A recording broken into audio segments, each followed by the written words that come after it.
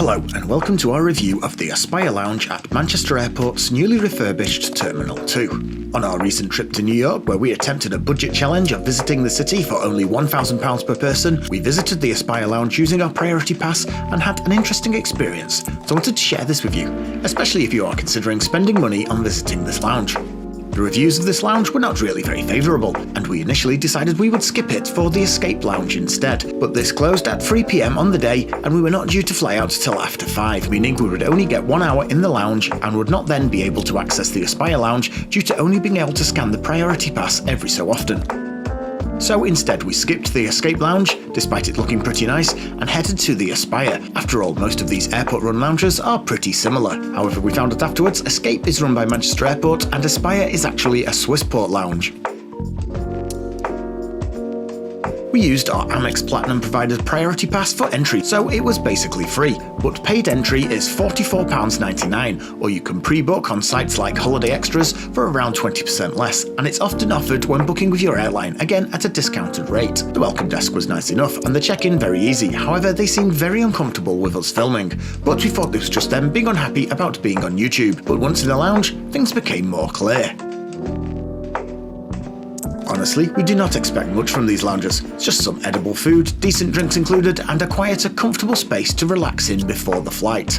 The Aspire Lounge provided none of these. As we checked out the bar and food options, we were verbally assaulted by a member of staff. Excuse me. You see, it wasn't just the check-in that was shy. Filming is banned in this lounge, a first for us, and it wasn't hard to see why. And no, it's not for the privacy of the guests, which we would have understood. It's to stop people from showing the truth of this lounge, which is possibly one of the worst lounges we have ever visited.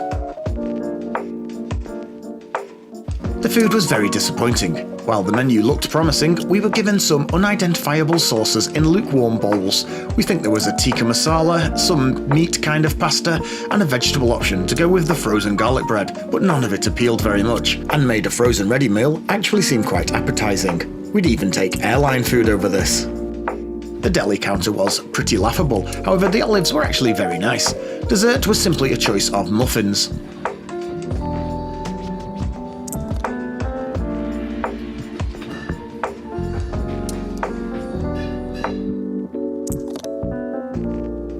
The bar selection was passable. On the rare occasions someone was there to serve. The beers were served in bottles, so they could easily have been self-served, and we had a choice of Madri, Birra Moretti, or Guinness in cans. Wine was red, white or pink, and no, we were not given any further info by the server, who was not too keen on smiling, to put it mildly. Also, anything that sparkled had an extra charge. I mean, Prosecco was like £2 a bottle wholesale.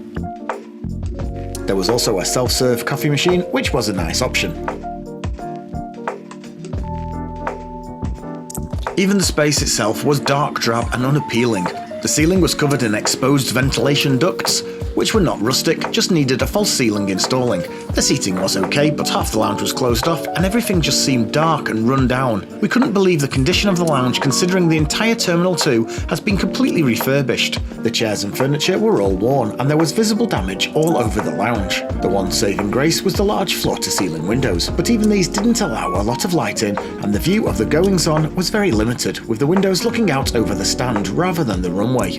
It really was not the most appealing space, and we actually think we would rather have been out in the departure lounge. Overall, it was diabolical. Okay, we didn't pay for anything, so for what we paid, it was passable. We just didn't eat much and had a couple of drinks, then left. But can you imagine having to pay £44.99 for this? Out in the main terminal, you could have easily got a free-course meal with drinks at one of the many bars and restaurants, such as the Bridgewater Bar and Grill, where a starter, main, dessert plus a drink would cost you £39.75, and would have been far nicer than what was served up here. Honestly, we rarely make bad review videos and love to see the best in any product or service we review, but people really could be tricked into spending their money here, and we really hope this video can avoid that. Aspire and Swissport need to up their game considerably, then maybe they could start letting people film again and actually get positive reviews so people can aspire to come and visit this lounge. In our very next review, we visited the ANA Lounge at Lisbon Airport, a similar budget cardholder lounge, and showed the utter night and day difference. So Aspire, as you are charging £44.99, You really can do better, and we all need to aspire to something much better. The only good news here is the Escape Lounge in Terminal 2 looks much nicer, and we will make sure we visit that in the near future, so try your best to get in there instead. So in short, is this the worst airport lounge in the world? Well, we don't know. We haven't visited them all, but it is the worst lounge we have visited up until now. By a long way. Make sure you like and subscribe for more airline, lounge and travel content. Thanks for watching.